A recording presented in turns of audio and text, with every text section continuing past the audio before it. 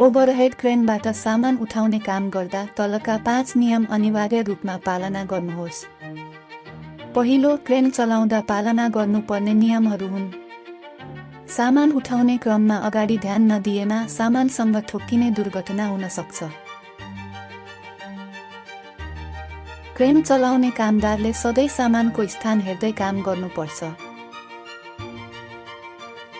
दोस्रो, सामान उठाउने कामको क्रममा गाडीमाथि पर्खदा हुने दुर्घटना हो। सामान लोड हुनु अघि गाडीमाथि पर्खिएमा ठोक्किने वा खस्ने दुर्घटना हुन सक्छ।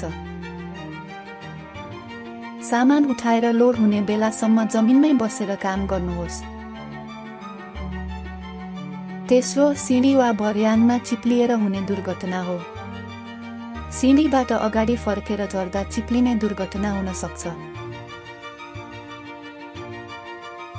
सिडी र भर्याङ सधैँ 2 जनाको टोलीमा प्रयोग गर्नुहोस् र पछाडि फर्केर झर्नुहोस्। चौथो, उचाइमा काम गर्दा खस्ने दुर्घटना हो। सुरक्षा हुक नलगाई उचाइमा काम गरेमा खस्ने दुर्घटना हुन सक्छ।